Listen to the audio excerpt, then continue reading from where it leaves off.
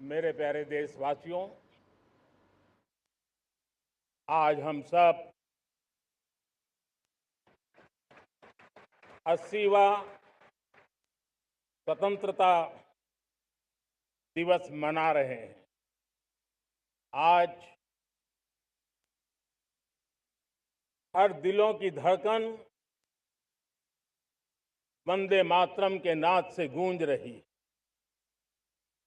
आज हर घर तिरंगा है, हर मन तिरंगा है और देश उत्साह और उमंग के साथ नए संकल्पों को लेकर के आज आगे बढ़ रहा है। आप सबको स्वतंत्रता दिवस की बहुत बहुत शुभकामनाएं।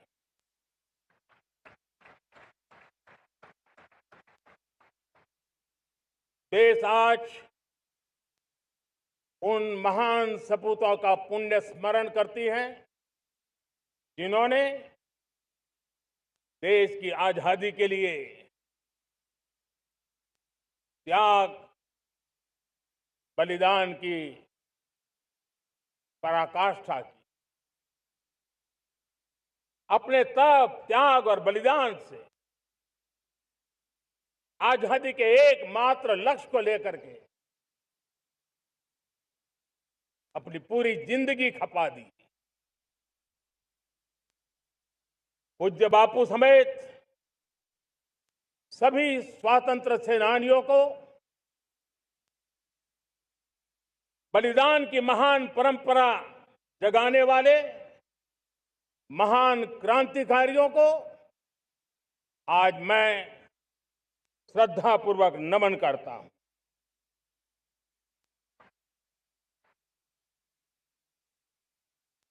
आज जो इस समारोह में उपस्थित है उन सब के लिए आज एक ऐतिहासिक पल भी है।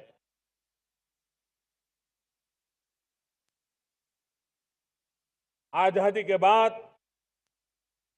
15 अगस्त को लाल किले पर पहली बार वंदे मातरम गूंज रहा है।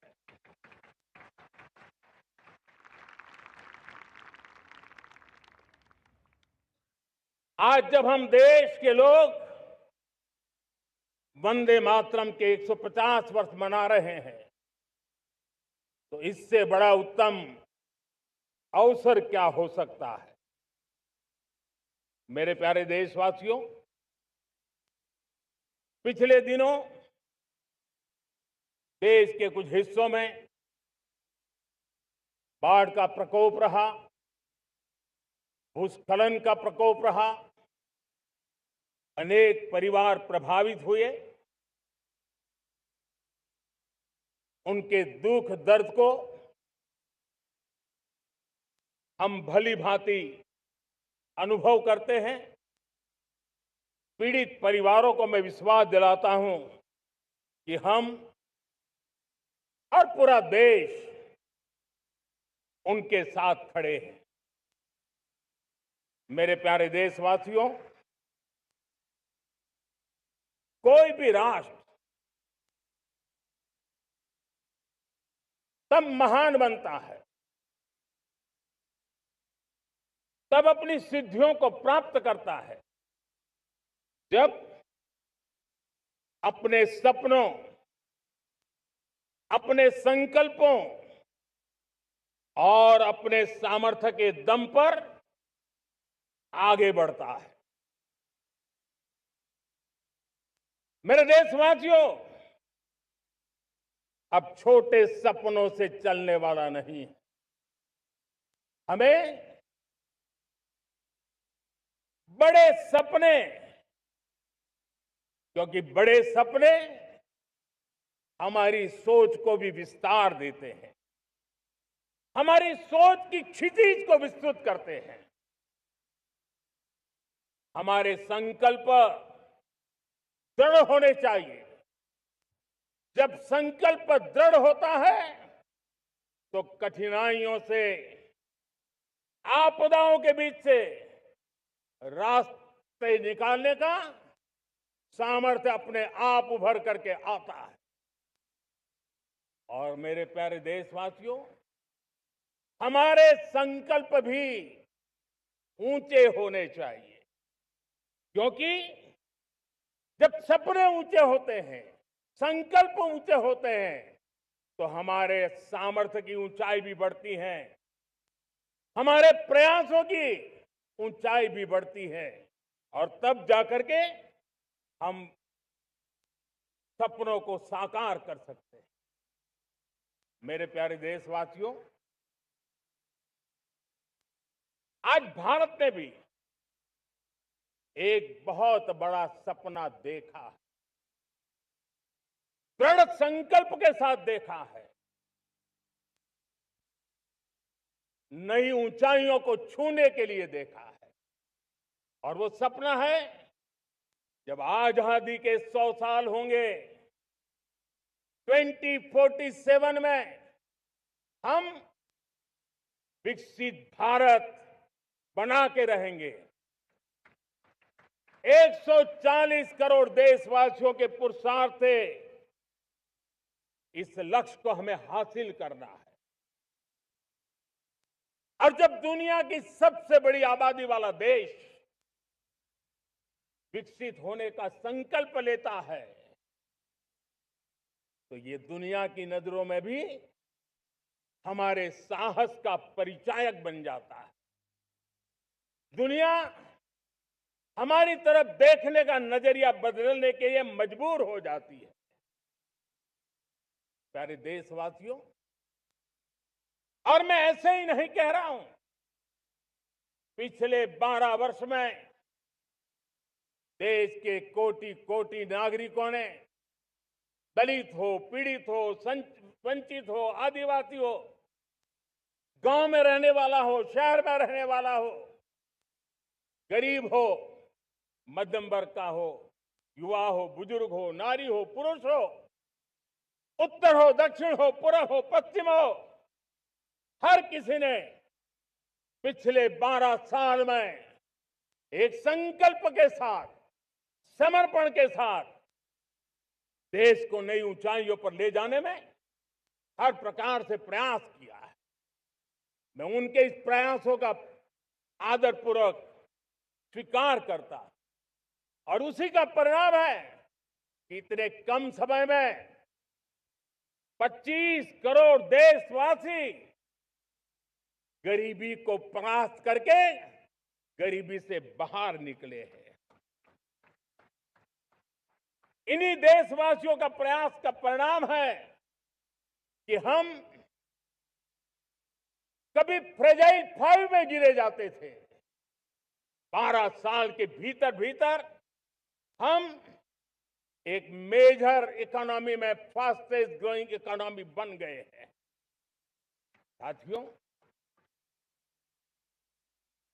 देश आजाद हुआ, बहुत सारे सपने लेकर के आजाद हुआ, लेकिन हम गति नहीं पकड़ पाए, रफ्तार नहीं पकड़ पाए।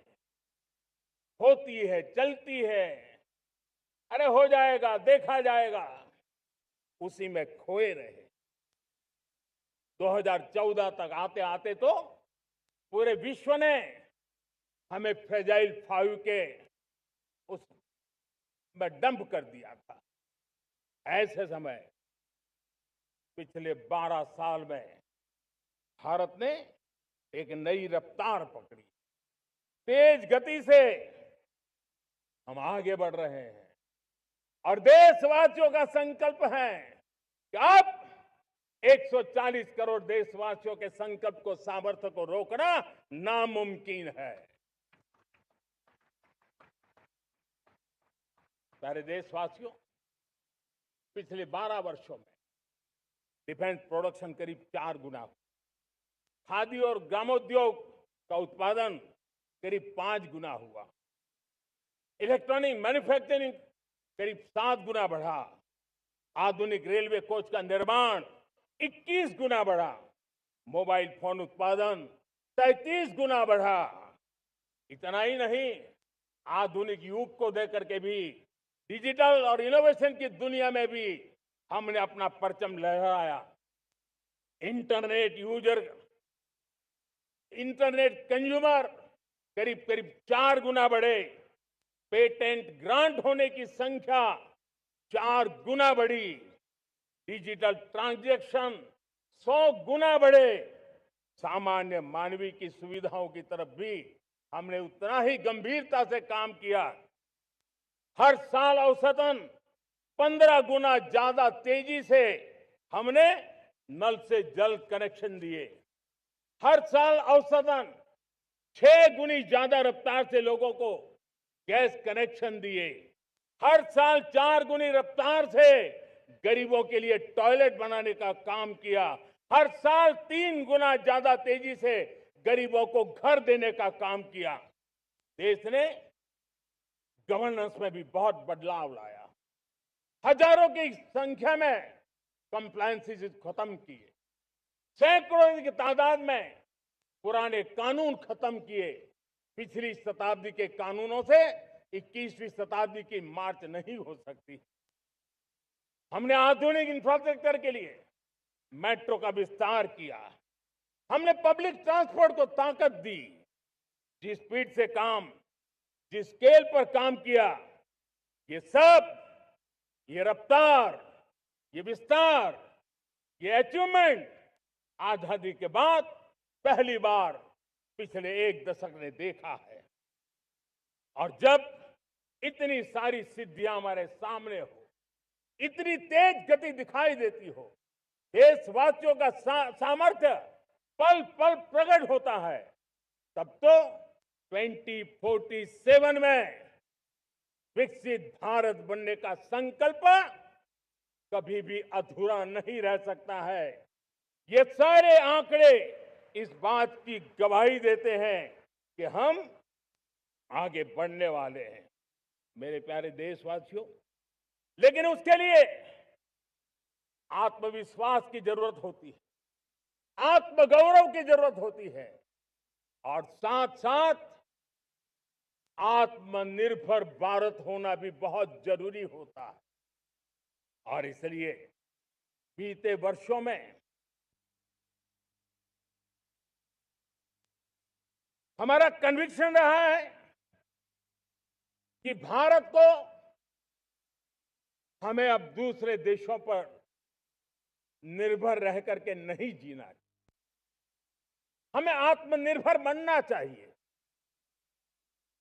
दुनिया में बहुत कुछ मिलता है, सस्ता मिलता है, जल्दी मिल सकता है, लेकिन उससे हमारा सामर्थ्य तैयार नहीं होता, न हमारे सामर्थ्य की कसौटी होती है।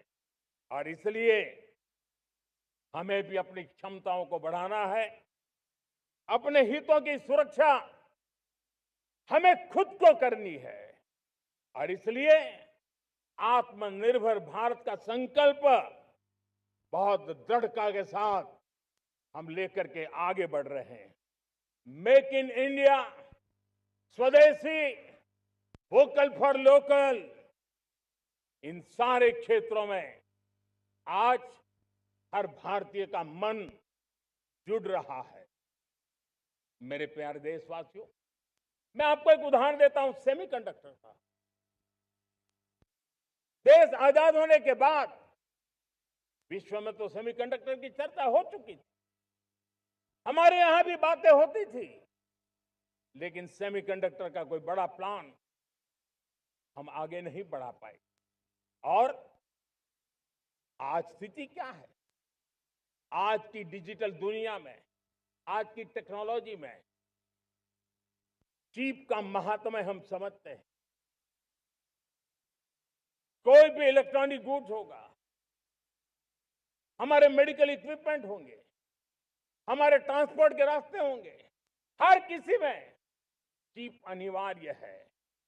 और इस चिप के बिना दुनिया थम जाए ऐसी स्थिति पैदा हो जाए।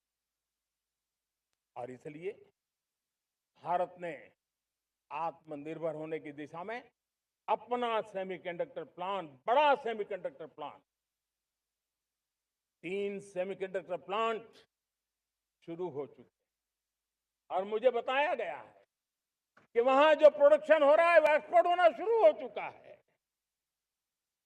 और मैं देशवासियों को कहना चाहता हूं, आने वाले 7-8 वर्ष में और 5, 7 या 8 सेमीकंडक्टर प्लांट बहुत ही जल्द शुरू होने वाले। ये आत्मनिर्भर भारत हमें विकसित भारत की दिशा में जाने का महामार्ग देती।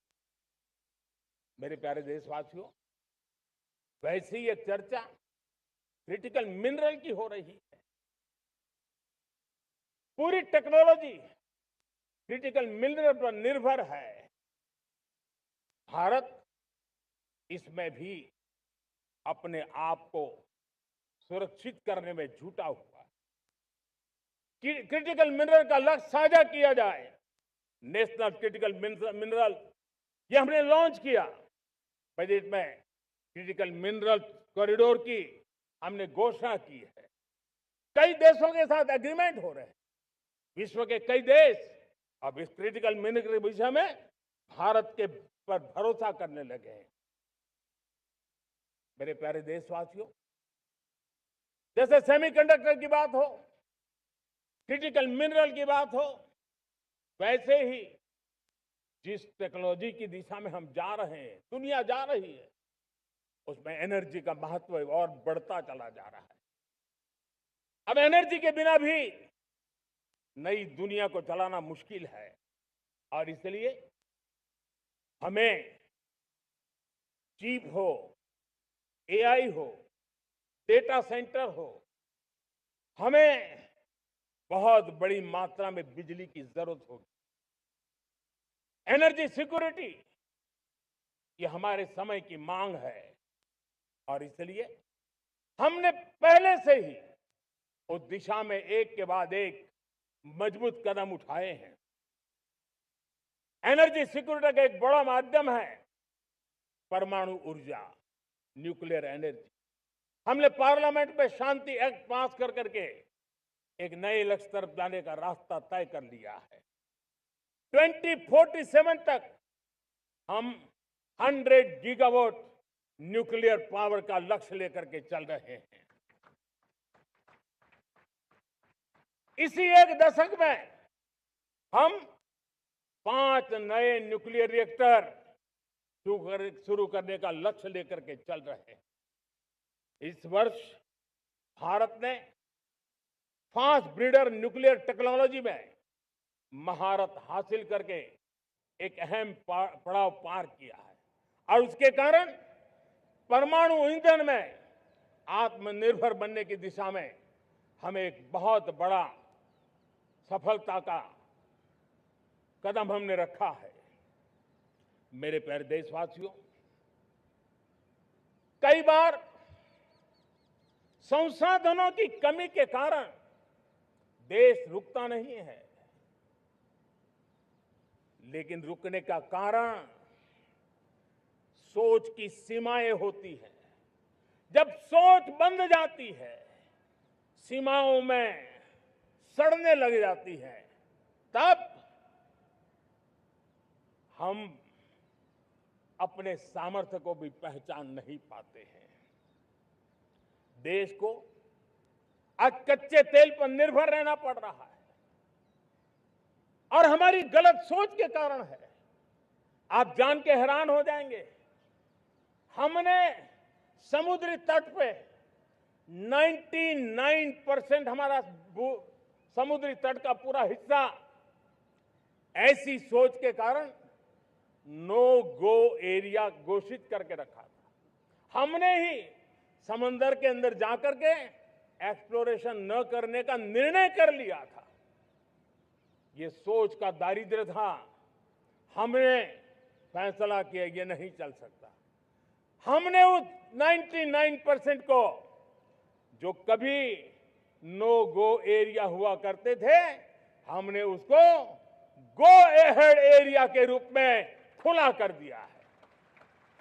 और अब हम समुद्र के भीतर भी एक्सप्लोरेशन करने की और नए नए भंडार खोजने की दिशा में हम प्रवृत्त हैं, हम प्रयास कर रहे हैं। हमने पिछले वर्ष उसी दिशा में एक महत्वपूर्ण कदम रखते हुए समुद्र मंथन की घोषणा की थी और पिछले दिनों हमने 85,000 करोड़ रुपए इस काम के लिए आवंटित करके काम को गति देने का निर्णय कर लिया है। मेरे प्यारे देशवासियों, एनर्जी सिक्योरिटी, इसका मैंने कहा कि हमें ऑल्टरनेट स्रोतों की तरफ भी पूरी शक्ति लगाना बहुत जरूरी है और इसलिए ऊर्जा का सही इस्तेमाल बढ़ाते हुए भारत इसी दिशा में आज तेजी से काम कर रहा है। 2014 से पहले, मतलब आज से 12 साल पहले, हमारे देश में सिर्फ 70 शहरों में पाइप से गैस की व्यवस्था थी, पाइप से गैस डिस्ट्रीब्यूशन होता था। 12 साल में इन 70 शहरों को हमने 700 शहरों तक पहुंचा दिया है। ये होती है रफ्तार, ये होता है विस्तार। 2014 के पहले मुश्किल से 20-22 लाख घरों में पाइप से गैस पहुंचता था। आज 1.25 करोड़ घरों में पाइप से गैस पहुंचाने का काम हो रहा है। 12 वर्ष पहले देश में सोलर एनर्जी की कैपेसिटी सिर्फ 2 गीगावाट थी। 2 गीगावाट, आज 160 गीगावाट हमने प्राप्त किया है लक्ष्य। मेरे प्यारे देशवासियों, मैं एक और जानकारी देता हूं। हमने इसका लाभ देश के मध्यम वर्ग को, सामान्य परिवार को मिले, इस तरफ भी उतना ही ध्यान केंद्रित किया। हमने पीएम सूर्यघर मुफ्त बिजली योजना चालू की और आज मुझे संतोष है कि इतने कम समय में 50 लाख घरों का सोलर एनर्जी का काम हम आंकड़ा पार कर चुके हैं। तेजी से चल रहा है और उसके कारण हजारों घरों का बिजली बिल 0 हो गया है। हजारों घर अपनी बिजली का उपयोग करने से अतिरिक्त बिजली आज बेच करके कमाई कर रहे हैं। हर परिवार को हम इस काम के लिए 80,000 रुपया सरकार की तरफ से एक एक परिवार को मदद दी जा रही है, तब जाकर के हम इस काम को पूरा कर रहे हैं। मेरे प्यारे देशवासियों, आपको जानकर के हैरानी होगी, ये जो हमारी रेलवे है उसका इलेक्ट्रिफिकेशन का काम हमारे देश में 1925 में शुरू हुआ था। 1925 में इलेक्ट्रिफिकेशन का काम शुरू हुआ, लेकिन 90 साल में 1925 से लेकर के 90 साल में सिर्फ 30% रेल का इलेक्ट्रिफिकेशन हुआ था। यानी 90 साल में 30%। हमारी रफ्तार देखिए, लक्ष्य को पाने के लिए हमारी दौड़ देख लीजिए। हमने एक दशक के अंदर 100% काम पूरा कर दिया। 90 साल में 30%, 10 साल में 70%, ये होता है काम। और इसके कारण डीजल जो हमें बाहर से लाना पड़ता है उसकी बचत हुई, बिजली से हमारी ट्रेनें चली, पर्यावरण को फायदा होने लगा। मेरे प्यारे देशवासियों, हम यहां से नहीं रुके हैं, हम दुनिया के अंदर पीछे रहना नहीं चाहते। पिछले दिनों आपने खबर सुनी होगी, भारत ने ईंधन का नया क्षेत्र को भी छू लिया है। देश ने पहली हाइड्रोजन से चलने वाली ट्रेन शुरू कर दी है और मुझे खुशी है, ये सबसे लंबी ट्रेन है और सबसे ताकतवर ट्रेन है और दुनिया में हाइड्रोजन ट्रेन के क्षेत्र में भी भारत ने अपना झंडा गाड़ दिया है। प्यारे देशवासियों, पिछले 10-12 साल हम लगातार 2047 के लक्ष्य को पाने के लिए दौड़ रहे हैं, एक के बाद एक सोपान सिद्ध कर रहे हैं। हमने सोचा भी नहीं था कि हमें इसमें भी कुछ मुसीबतों का झेलना पड़ेगा। पिछले 10-12 वर्ष में कितने संकटों का सामना करना पड़ा। कोरोना जैसी वैश्विक महामारी ने पूरी दुनिया को चिंता में डाल दिया था, सारी व्यवस्थाएं चरमरा गई थी।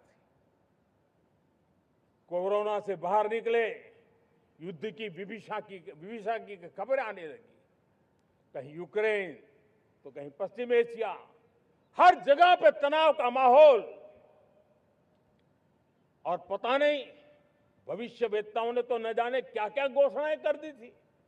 देश को डराना, देश को भयभीत रखना, देश को चिंतित रखना, इसी में कुछ लोगों को आनंद आता है। वैक्सीन नहीं मिलेगी, कोविड में लोग बचेंगे नहीं, कुछ भी नहीं होने वाला। वेस्ट एशिया का क्राइसिस आया, पेट्रोल पंप पे पेट्रोल नहीं मिलेगा, गैस नहीं मिलेगा, डीजल नहीं मिलेगा, फर्टिलाइजर नहीं मिलेगा। सारी दुनिया भर की अफवाहें फैला करके भारत के लोगों को भयभीत करने का, डराने का, चिंता के अंदर डुबो देने का कुछ लोगों को आनंद आ रहा था। लेकिन देश ने देख लिया कि पिछले 10-12 साल की सुविचारित योजनाएं रंग ला रही है और हम इतने बड़े संकट के बावजूद भी नागरिक देवो भव के मंत्र को लेकर के जीते हुए भारत ने जो तैयारियां की थी, एक के बाद एक कदम उठाया था। सोचा नहीं था कि संकट आएगा, लेकिन उस संकट के समय में ये सारी चीजें काम आ गई और आज देश में गैस भी है, पेट्रोल भी है, यूरिया भी है। हम अपनी ताकत के ऊपर खड़े हो रहे, चल रहे। मेरे प्यारे देशवासियों, दुनिया के इन संकटों का प्रभाव हर किसी पर हुआ, हम भी अछूते नहीं। यूरिया के दाम दुनिया में 3,000 रुपया पहुंच गए एक बोरी का। आज भी हम मेरे देश के किसानों को वो बोझ सहने के लिए मजबूर नहीं कर रहे हैं।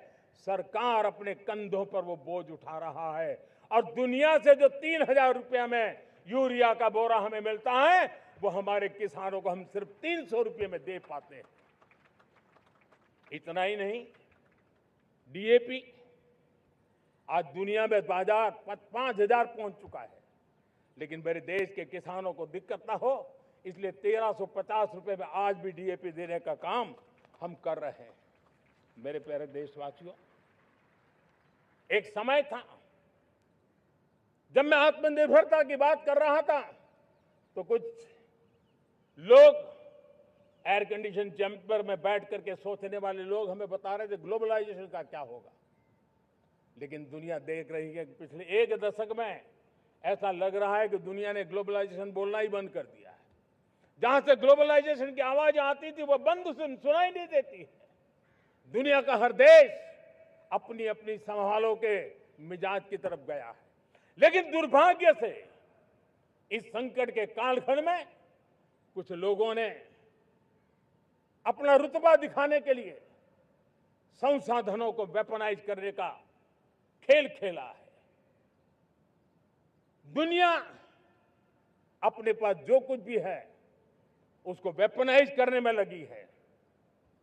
संसाधनों का वेपनाइज, रिसोर्स का वेपनाइज, पेट्रोल, डीजल, फर्टिलाइजर, दवाइयां, टेक्नोलॉजी की चिप्स, इतना ही नहीं, भूभाग को भी वेपनाइज किया जा रहा है।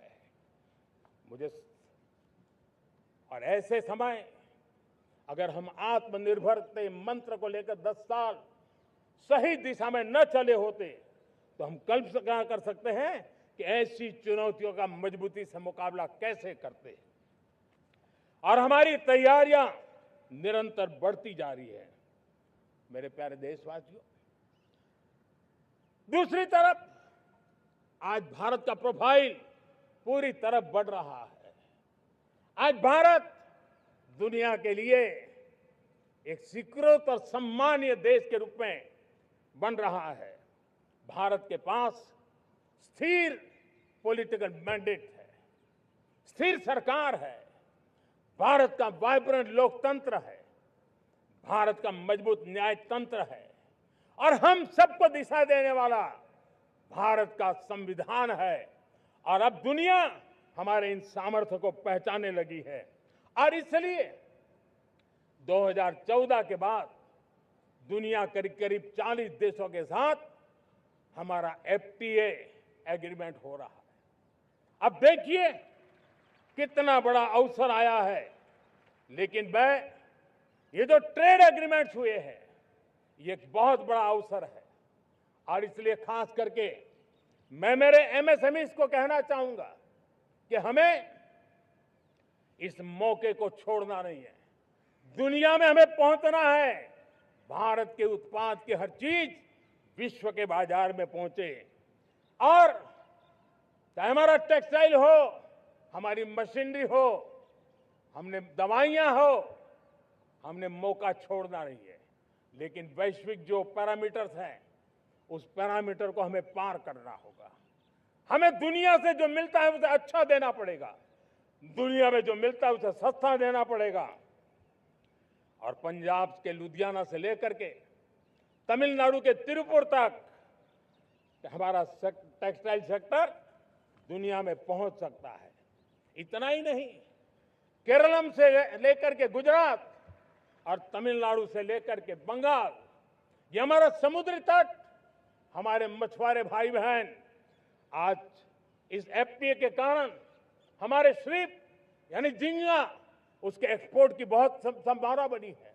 हमारे सी फूड की दुनिया में पहुंच बनने की संभावना पड़ी हुई है। और इसलिए मैं चाहूंगा कि हम इस परिस्थिति का फायदा उठाते हुए, हम आगे चलते हुए हम इन कामों को पार करने के लिए प्रयास करें। मेरे प्यारे देशवासियों,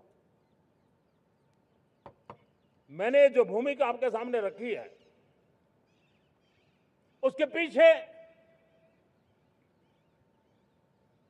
2047 का लक्ष्य इन मजबूत नींव पर खड़ा है।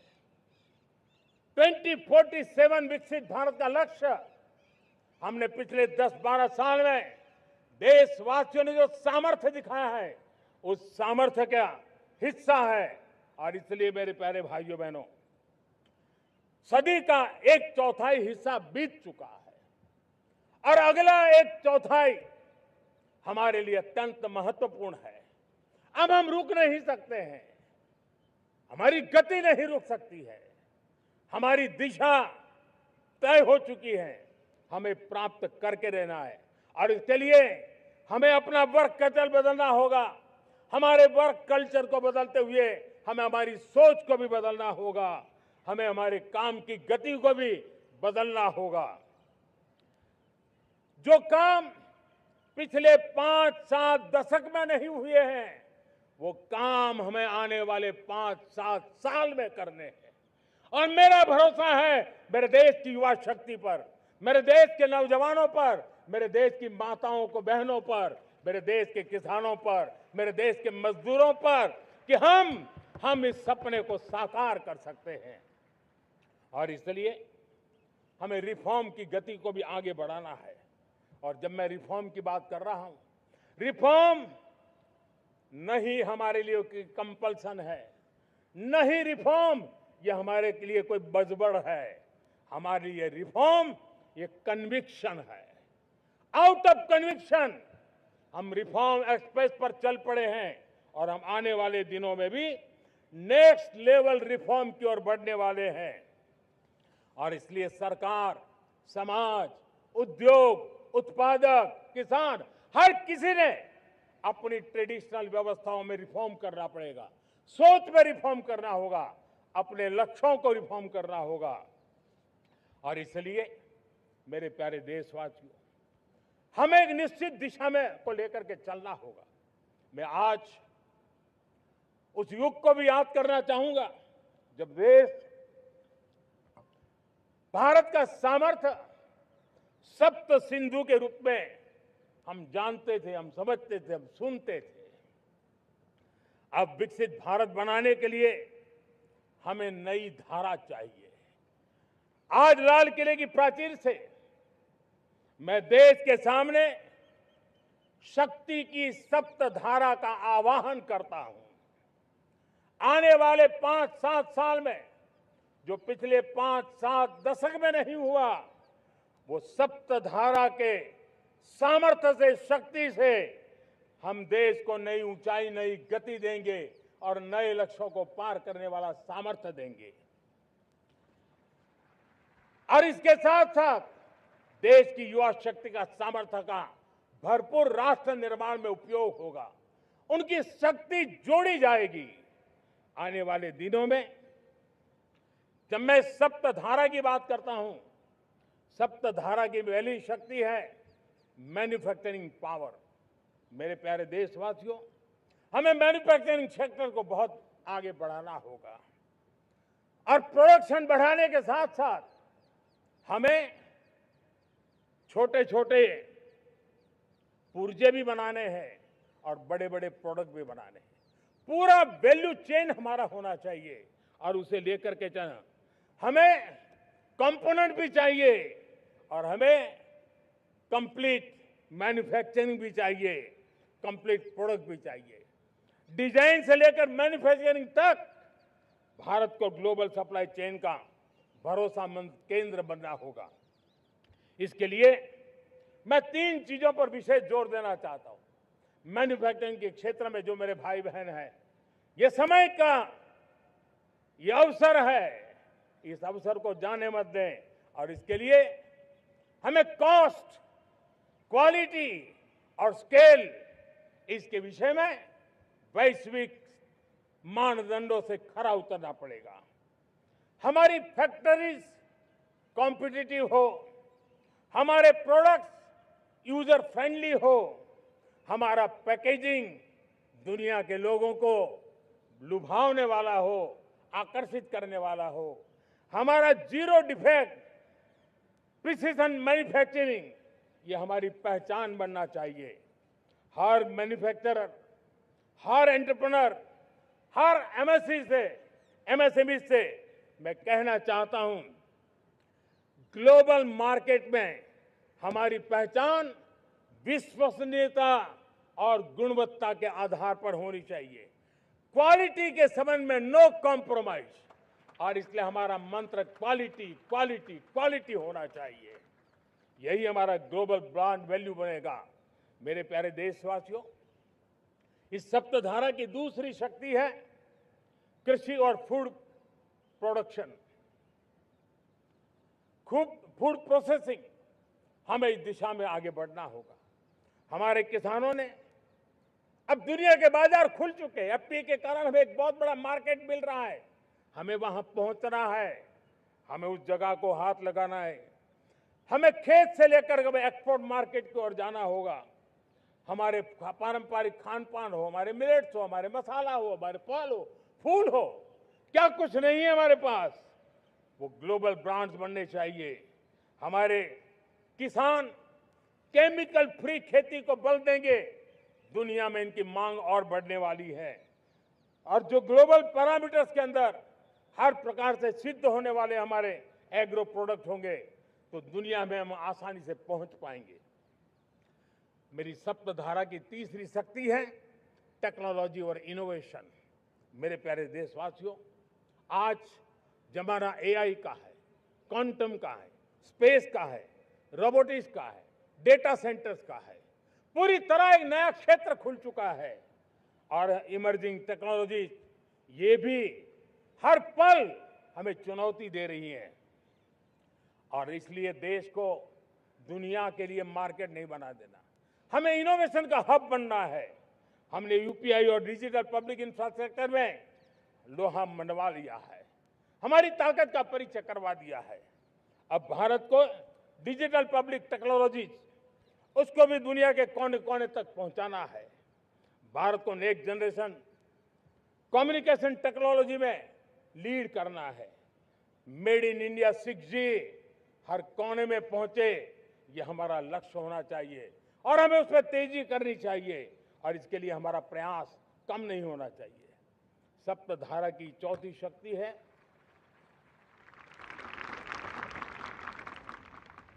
गति शक्ति। ये गति शक्ति देश के अंदर सीमलेस फास्ट कनेक्टिविटी पर हमें बल देना होगा। शहरों को हाई स्पीड रेल से हमें जोड़ना होगा। मॉडर्न हाईवे चाहिए, इनलैंड वाटरवेज चाहिए, एयरपोर्ट चाहिए, मल्टी मॉडल लॉजिस्टिक की व्यवस्था चाहिए। हमें पोर्ट्स को सिर्फ सामान उतारना चढ़ाने की जगह नहीं, दुनिया के शिप्स आकर के लंगर हो जाए इतना नहीं, हमें हमारे पोर्ट्स को पोर्ट लेड डेवलपमेंट ग्रोथ की दिशा में हमें आगे बढ़ना होगा। हमारी पांचवी शक्ति है सप्तधारा की, वो है रक्षा शक्ति। और ये रक्षा शक्ति का महत्व हर प्रकार से है। मेरे प्यारे देशवासियों, डिफेंस में आत्मनिर्भर होना अब भारत ने अनुभव कर लिया, दुनिया ने अनुभव कर लिया है, इसके बिना कोई चारा नहीं है। विश्व जब अपनी अपनी ही सोच रहा है, तब भारत विश्व के लिए बाजार बन करके नहीं रह सकता है। हमें डिफेंस के क्षेत्र में आत्मनिर्भर होना होगा। Next generation defence technology develop करके हमें ग्लोबल सप्लायर बनने की दिशा में हमें लक्ष्य लेकर के चलना है। हमें ड्रोन, काउंटर ड्रोन सिस्टम को विकसित करना होगा और हाइपरसोनिक डिफेंस टेक्नोलॉजीज, उस पर हमें लीडरशिप लेनी होगी। साथियों, साइबर सुरक्षा भी आज हर घर के लिए एक समस्या बन रही है।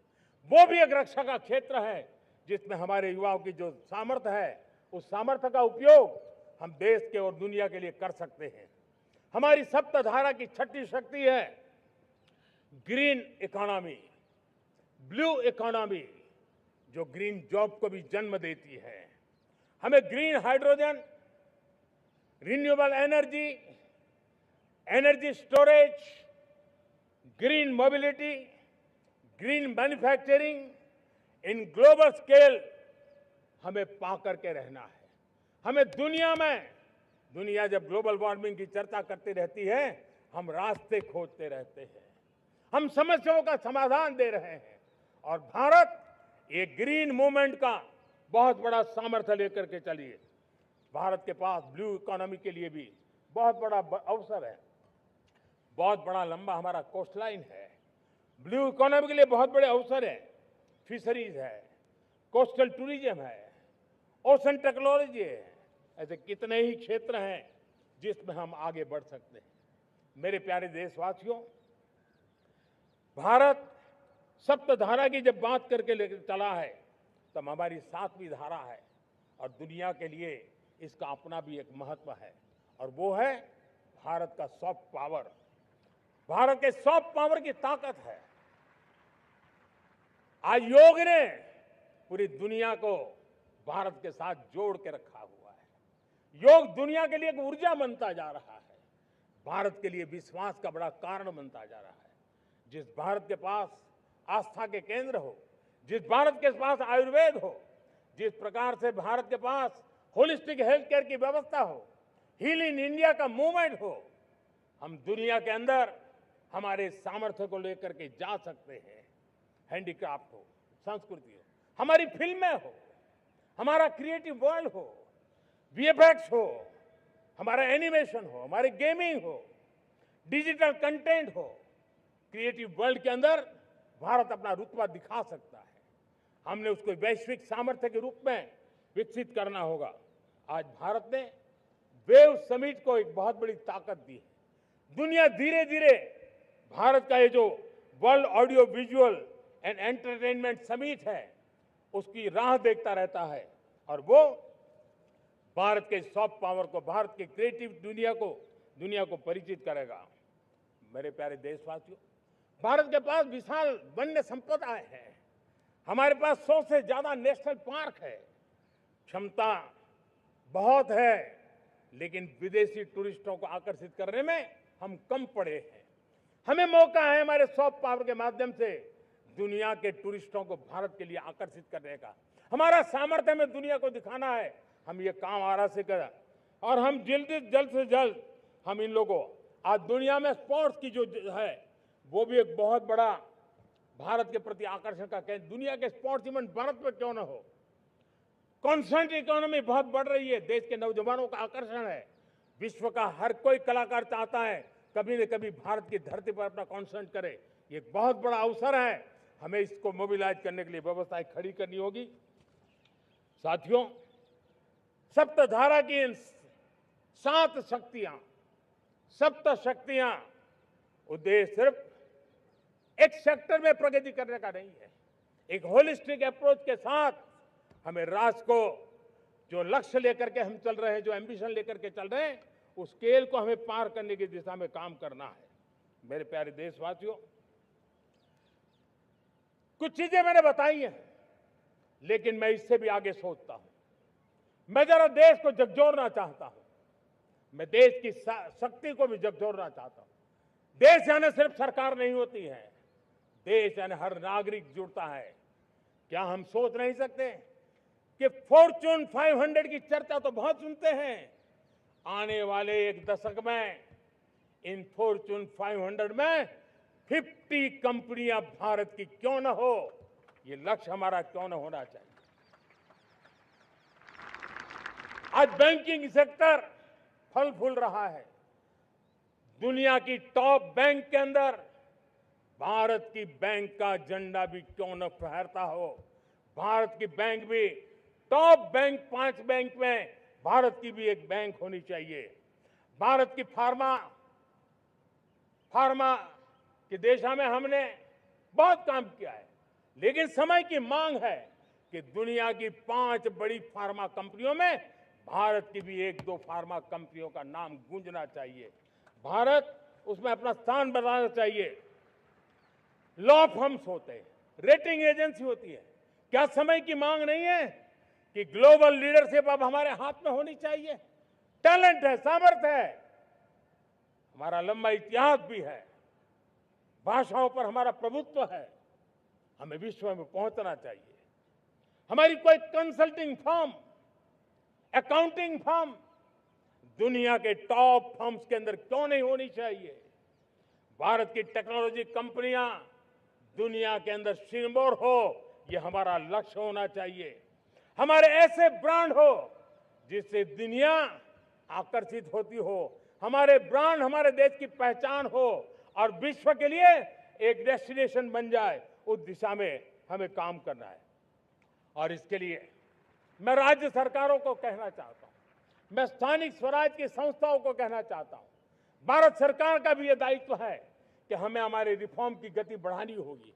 हमें 2047 के लक्ष्य के अनुरूप हमारी व्यवस्थाओं को विकसित करना होगा।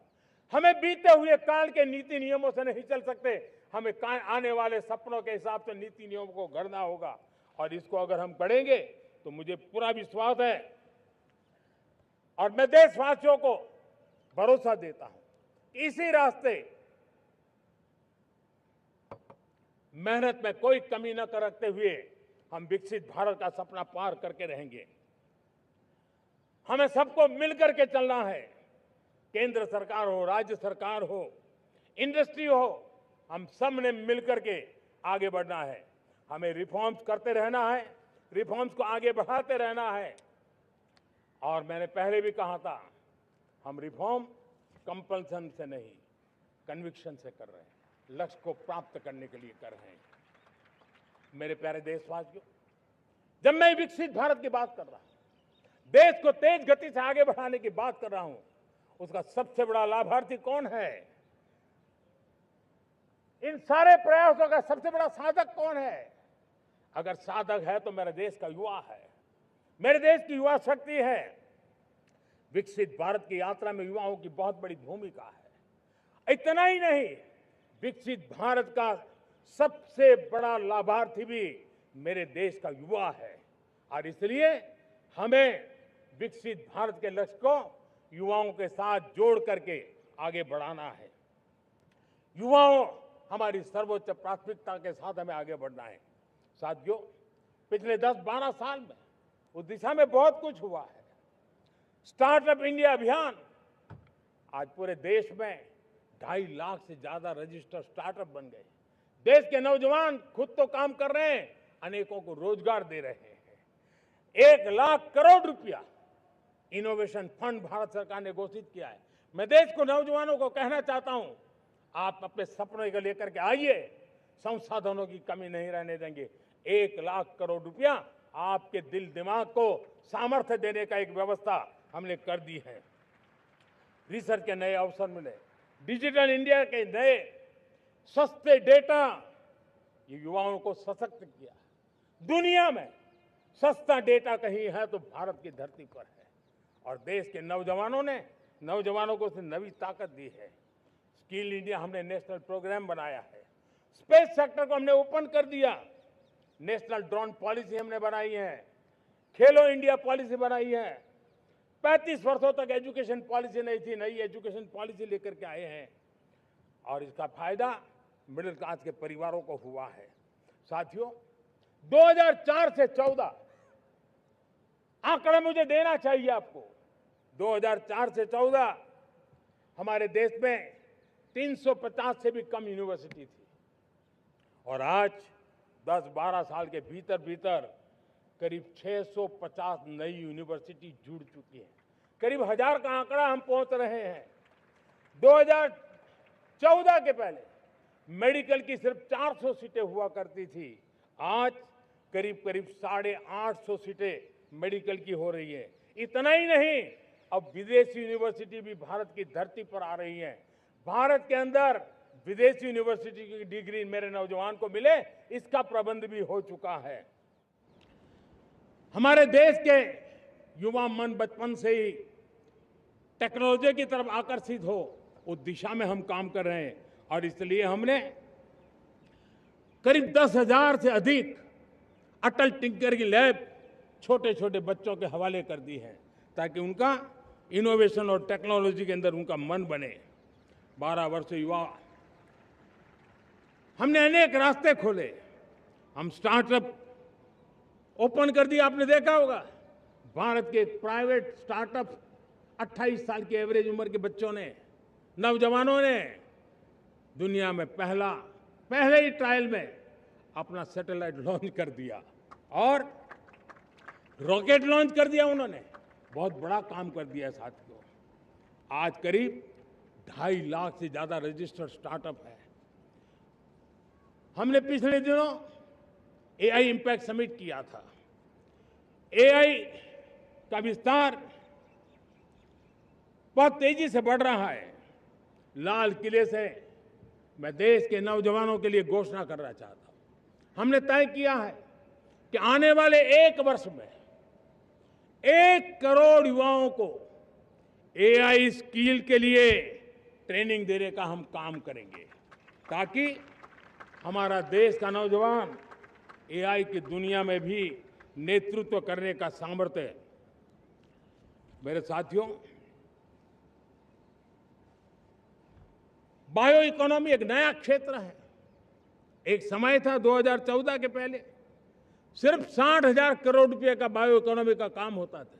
मेरे देश के नौजवान, आपने क्या कमाल कर दिया है। देखिए, नीतियां जब सही होती है, लक्ष्य जब साफ होता है, तो मेरे देश के नौजवान कैसा करके थे। बायो इकोनॉमी में देश की युवा शक्ति ने सामर्थ्य दिखाया है। 2014 के पहले जो 60,000 करोड़ का कारोबार था, आज वो कारोबार बायो इकोनॉमी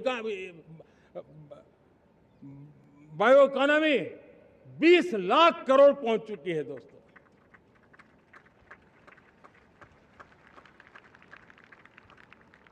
दो 2009-10 का कालखंड था, सिर्फ 25 लाख इलेक्ट्रिक व्हीकल हमारे देश में बिके थे। 1.5 लाख इलेक्ट्रिक व्हीकल बिके थे 2009-10 में। 1.5 लाख इलेक्ट्रिक व्हीकल। इस 25-26 में 25 लाख इलेक्ट्रिक व्हीकल बिके हैं। मेरे प्यारे देशवासियों, एविएशन सेक्टर भी मेरे नौजवानों के लिए बहुत तेजी से आगे बढ़ रहा है। नए एयरपोर्ट, नए रूट, नए नए रोजगार के अवसर बना रहे हैं। मेंटेनेंस, ओवरहॉलिंग, इसके भी कारण देश में बहुत बड़ी मात्रा में स्किल मैन पावर को काम मिल रहा है। मेड इन इंडिया हवाई जहाज बनाने की दिशा में हमने सफलता पाई है। Made in India defence transport aircraft C295 already अपनी उड़ान भर चुका है, सफल उड़ान भर चुका है। ये देश के नौजवानों के लिए, मेरे साथियों, ड्रोन ने भी बहुत बड़ा काम किया है। स्वामित्व योजना, गांव में ड्रोन से स्वामित्व योजना सफल हो रही है।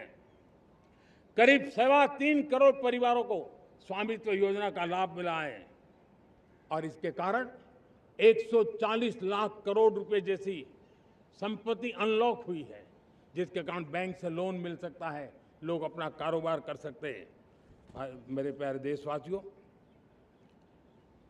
हमारे मध्यम वर्गीय परिवारों के सामने एक बहुत बड़ा बोझ बन चुका है कोचिंग क्लासेस की स्पर्धा।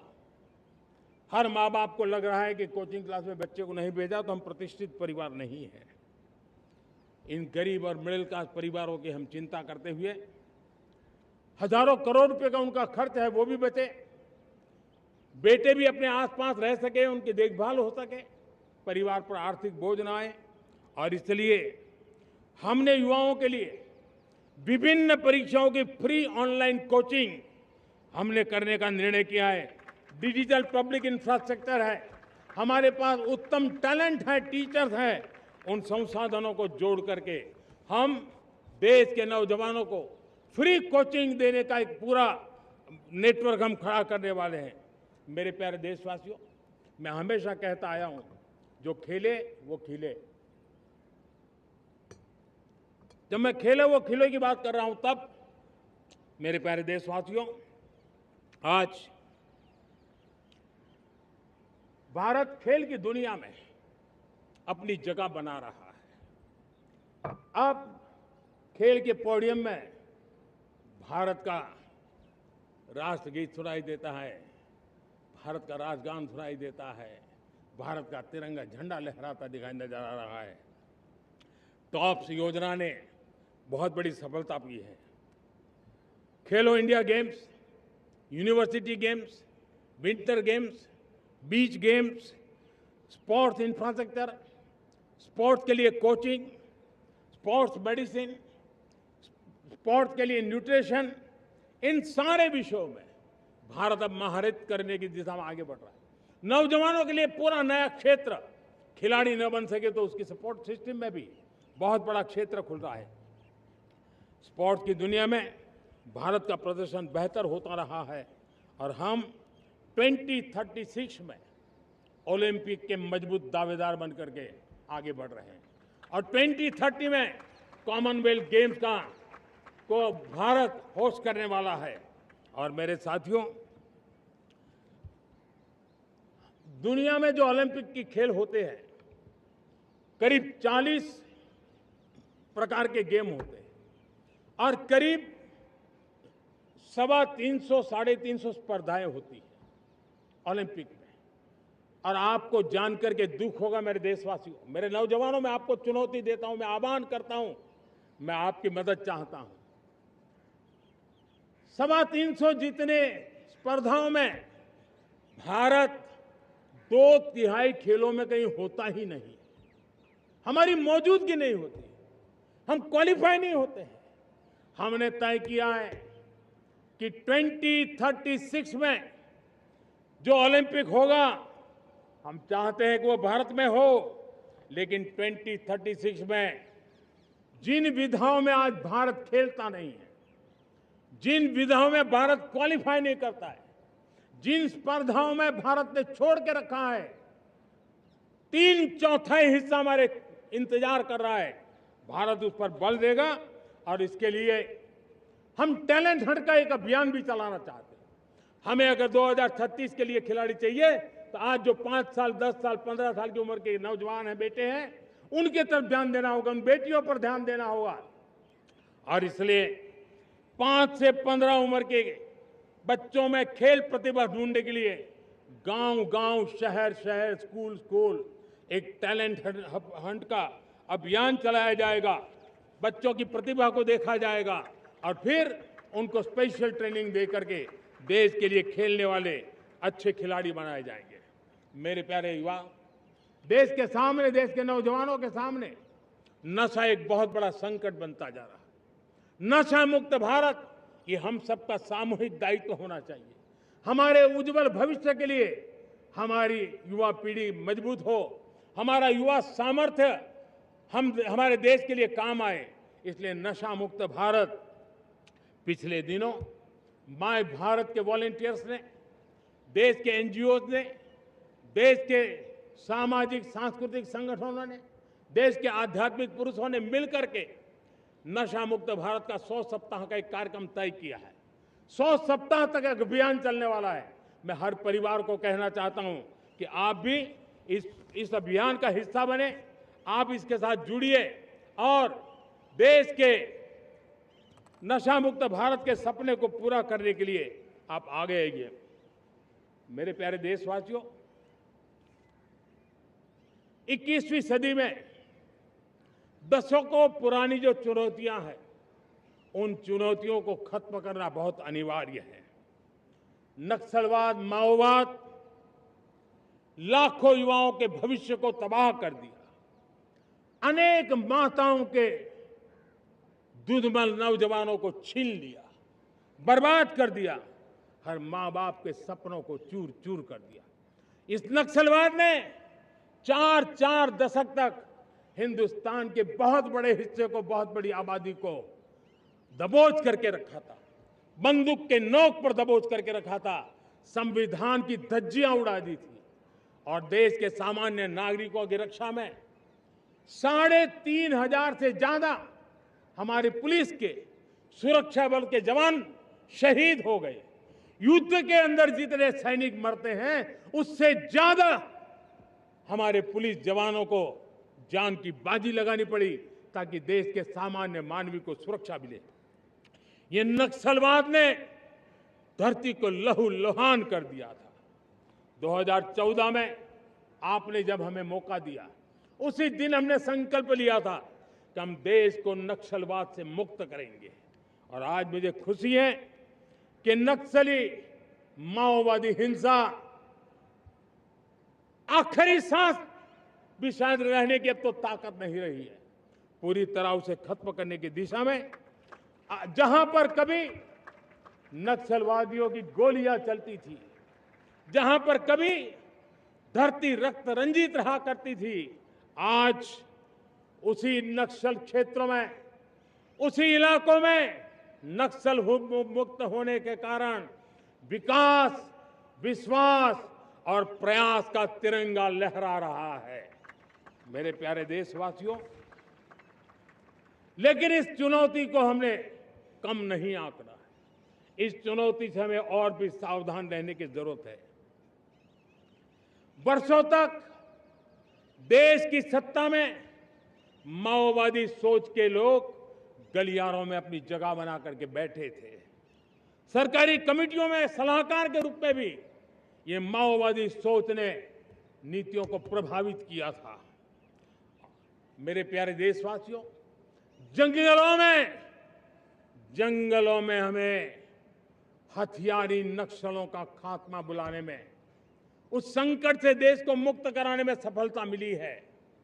लेकिन हथियारी नक्सल तो गए, लेकिन दिमागी नक्सल, ये दिमागी नक्सल मौके की तलाश में है। हिंसा, अराजकता के वो रास्ते खोज रहे हैं, समाज को गलत राह पर घसीटने के लिए भांति भांति के दांव कर रहे हैं। इन दिमागी नक्सलियों को पहचानना होगा, इन दिमागी नक्सलियों को आइसोलेट करना होगा और राष्ट्र को विकसित राष्ट्र बनाने की मुख्य धारा की ओर देश की युवा पीढ़ी को जोड़ना होगा। मेरे प्यारे देशवासियों, सुरक्षित भारत बनाना हम सबका दायित्व है। चुनौती सीमा के भीतर हो या सरहद से बाहर, भारत हर परिस्थिति के लिए तैयार है। आज युद्ध का नेचर बदल रहा है। अब युद्ध सीमा पर ही होता है, गारंटी नहीं है। आज युद्ध सीमा के अंदर, कहीं रिफाइनरी पे जाकर के, कहीं बैंकिंग सेक्टर को जाकर के, कहीं डेटा सेंटर को जाकर के, एक प्रकार से लड़ाई का नया रूप, इंफ्रास्ट्रक्चर तोड़े जा रहे हैं, फैक्ट्रियां तोड़ी जा रही है। हमने मिशन सुदर्शन चक्र की पिछले सालों घोषणा की थी, बहुत तेजी से उस पर काम चल रहा है। आज डिफेंस एक्सपोर्ट हमारा करीब 50 गुना बढ़ा है। करीब 100 देशों में हमारे अस्त्र शस्त्र पहुंच रहे हैं। वैश्विक पटल पर भारत की प्रतिष्ठा धीरे धीरे बढ़ रही है। बदलते हुए समय में अस्त्र शस्त्र की तरफ काम करना है, सैन्य बलों का सामर्थ्य बढ़ाना है, लेकिन साथ साथ नागरिकों को भी तैयार करना होगा। पिछली शताब्दी के युद्धों के अनुरूप जो सिविल डिफेंस की व्यवस्थाएं हमारे देश में विकसित हुई है, वो कालबाह्य हो चुकी है। और इसलिए मैं आज लाल किले से घोषणा कर रहा हूं कि हम आने वाले दिनों में सिविल डिफेंस का एक वाइब्रेंट नेटवर्क खड़ा करेंगे। आधुनिक व्यवस्थाओं से उनको परिचित कराएंगे। आधुनिक संकटों से नागरिकों को रक्षा करने की क्या व्यवस्था हो सकती है, एक बहुत बड़ा वॉलेंटरी फोर्स सिविल डिफेंस का आधुनिक चुनौतियों को पार करने वाला हम बनाने वाले हैं। मेरे प्यारे देशवासियों, राष्ट्र के निर्माण में आज हमारी बहनों बेटियों का योगदान हम सब के लिए बहुत बड़ा प्रेरणा का कारण बना हुआ है। फाइटर जेट हो या सिविल एविएशन, हमारी बेटियां सबसे आगे दिखाई दे रही है। खेलकूद का मैदान हो, हमारी बेटियां आगे दिखाई दे रही है। स्टेम एजुकेशन में भर्ती होने की प्रक्रिया हो, सबसे ज्यादा हमारी बेटियां आगे दिख रही है। आज सेना में भी एनडीए से जो बच्चियां निकली हैं, वो बड़े रौब के साथ देश की सेना का नेतृत्व करने का सामर्थ्य दिखाने लगी है। मेरी बेटियों की ताकत कैसी है। मैं पिछले दिनों साणंद में एक सेमीकंडक्टर प्लांट में गया। वहां आदिवासी बेटियां, देश के अलग अलग कोने से आई हुई बेटियां काम कर रही थी। वो उस गांव से आई थी जिन्होंने पासपोर्ट क्या होता है पता तक नहीं था। वो बेटियां विदेशों में गई, ट्रेनिंग लेकर के आई और आज चिप निर्माण का काम कर रही है। और बड़े कॉन्फिडेंस, मैं जो उनका कॉन्फिडेंस देखा, मैं सचमुच में बहुत प्रभावित हुआ था। आज 3 करोड़ बहनों को हमने लखपति दीदी बनाने का लक्ष्य तय किया था, उसको पार कर लिया। अब हम 6 करोड़ लखपति दीदी बनाने के लक्ष्य को लेकर के आगे बढ़ रहे हैं। 3 करोड़ नई लखपति दीदी बनना मतलब ग्रामीण अर्थव्यवस्था में बहुत बड़ा बदलाव मातृशक्ति के द्वारा आने वाला है। मेरे प्यारे देशवासियों, आज पंचायतों में, नगर पालिका में, महानगर पालिका में बहुत बड़ी मात्रा में हमारी महिलाएं जनप्रतिनिधि बनकर के देश का मार्गदर्शन कर रही है, समस्याओं का समाधान कर रही है, बहुत ही सक्षम नेतृत्व दे रही है। और इसी को ध्यान में रखते हुए हमने पार्लियामेंट में नारी शक्ति वंदन अधिनियम पारित किया था। लेकिन किसी न किसी कारण से राजनीति के अखाड़े में पिछले 40 साल से ये सपना हमेशा राजनीतिक अखाड़े का शिकार हो गया है। मैं देश के सभी राजनीतिक दलों से आज लाल किले की प्राचीर से तिरंगे झंडे की छाया में खड़े होकर के प्रार्थना करता हूं, आग्रह करता हूं, आइए उन महिलाओं के सामर्थ्य के पुजारी बनिए, उन महिलाओं के सम्मान में आगे आइए और जल्द से जल्द हमारी माताओं बहनों को 33% विधानसभा और लोकसभा में उनको प्रतिनिधित्व मिले, वे भारत की नीति घड़तर के अंदर अपना योगदान दे। समय की मांग है और मैं सभी राजनीतिक दलों से फिर से आग्रह करता हूं, आइए महिला आरक्षण लागू करके महिला सम्मान में आप भी जुड़िए, आप भी यश लीजिए, आप भी क्रेडिट लीजिए, लेकिन मेरी माताओं बहनों को हक दीजिए। मेरे प्यारे देशवासियों, विकसित भारत का संकल्प तभी पूरा होगा जब विकास अंतिम व्यक्ति तक पहुंचेगा। 2014 से पहले सिर्फ 25 करोड़ लोगों के पास सोशल सिक्योरिटी का कवर था, सिर्फ 25 करोड़ के पास। साथियों, पिछले 5-7 दशक में सिर्फ 25 करोड़, हमने एक दशक के भीतर भीतर 100 करोड़ देशवासियों को सोशल सिक्योरिटी का कवच दिया है। आयुष्मान भारत योजना से 70 साल की उम्र के बुजुर्गों से भी आज 5 लाख रुपए तक मुफ्त दवाई की व्यवस्था हो रही है। करोड़ों करोड़ों परिवारों को इसके कारण बहुत बड़ी सुविधा मिली है। और इस आयुष्मान कार्ड के कारण 2 लाख करोड़ रुपया जो दवाई और ऑपरेशन के पीछे खर्च होना था, वो मेरे परिवारों के बच्चे हैं। वो गरीब परिवार है, वो मध्यम वर्ग के परिवार है, उनको इतनी बड़ी। मेरे प्यारे देशवासियों, आज मुझे एक काम के लिए आपकी मदद चाहिए। मैं आप सबसे एक मदद मांग रहा हूं। सभी नौजवानों से मैं चाहता हूं कि आप इसका नेतृत्व करिए। आपका 1 या 2 घंटे देश को बहुत बड़ी शक्ति देने वाले हैं।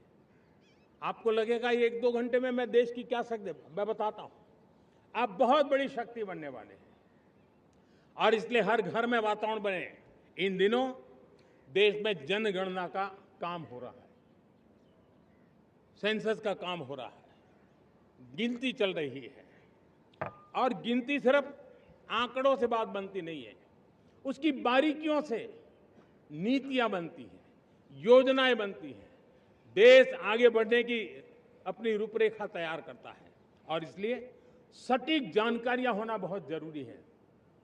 कभी कभी जो सरकार की तरफ से प्रतिनिधि आते हैं वो इतनी जल्दी में होते हैं, कभी स्पेलिंग एक लिख देते हैं, कभी अलग लिख देते हैं, और इसके कारण अल्टीमेट परिणाम हमें सही मिलने में दिक्कतें आती हैं। अब जब टेक्नोलॉजी अवेलेबल है और इस बार निर्णय किया है, आप स्वयं भी जनगणना में अपनी जानकारियां अपने मोबाइल फोन से भर करके दे सकते हैं। बाद में कोई बाबू आएंगे, कोई प्रतिनिधि आएंगे, आपसे चर्चा करेंगे, लेकिन आप परिवार के सब बैठ करके अगर डिजिटली अपना रजिस्ट्री करवा दे, सारी बारीकियां, स्पेलिंग में भी गलती ना हो, कोई भी जानकारियों में गलती ना हो, आप जितनी परफेक्ट जानकारी देंगे देश को आगे बढ़ने में बहुत बड़ी मदद मिलेगी। और इसलिए मैं देश के नौजवानों को कहता हूं कि आप अपने परिवार के लोगों को बिठा करके पूरे फॉर्म को समझिए। पहले कागज पे फॉर्म को भर दीजिए, कोई गलती है तो करेक्ट कर लीजिए, और फिर टेक्नोलॉजिकली उसको डिजिटली इसको अपलोड कर दीजिए। आप देखिए इतना बड़ा काम देश कर लेगा और देश का समय और शक्ति सही काम के लिए उपयोग आएगा। और इसलिए मेरे देश के नौजवानों को जनगणना के इस काम में सक्रियता से जुड़ने के लिए मैं आग्रह करता हूं। मेरे प्यारे देशवासियों, मैंने लाल किले से पंच प्राण की बात कही थी। इस पंच प्राण ने देश को अपने आत्मगौरव की ओर लेकर के आगे बढ़ने का, लक्ष्यों को पार करने के सामर्थ्य के साथ आगे बढ़ने का एक बहुत बड़ा संबल दिया है। हमें गुलामी की मानसिकता हर पल मिटाते ही रहना है। जिस भारत का सपना नेताजी सुभाष चंद्र बोस ने देखा था, बाबा साहब आंबेडकर ने देखा था, पंडित नेहरू ने देखा था, सरदार पटेल, भगत सिंह, सुखदेव राजगुरु ने देखा था, डॉक्टर श्यामा प्रसाद मुखर्जी ने देखा था, भगवान बिरसा मुंडा ने देखा था, ज्योतिबा फुले ने देखा था, उन सब से प्रेरणा लेकर के हम आगे बढ़े। इस संकल्प को हम दोहराए, स्वयं से ऊपर राष्ट्र का हित हो, स्वयं से ऊपर राष्ट्र का हित हो और कर्तव्य ही हमारी पहचान हो। मैं सभी देशवासियों से कहूंगा, समय हमारा है। मैं सभी देशवासियों से कहूंगा, समय हमारा है, अवसर हमारा है, संकल्प हमारा है। आइए सपनों को संकल्प बनाए, संकल्प को सामर्थ्य बनाए और सामर्थ्य को सफलता में बदल के रहें। आइए हर कदम को विकास का कदम बनाएं, कदम से कदम मिलाएं, मन से मन मिलाएं, लक्ष्य से जुड़े रहे, एक दीप से जले दीप हजारों, आओ मिलकर विकसित भारत बनाए। इसी एक भावना के साथ इस मंगल पर्व पर आप सबको अनेक अनेक शुभकामनाएं। मेरे साथ बोलिए, भारत माता की, भारत माता की, भारत माता की, वंदे वंदे वंदे। बहुत बहुत धन्यवाद।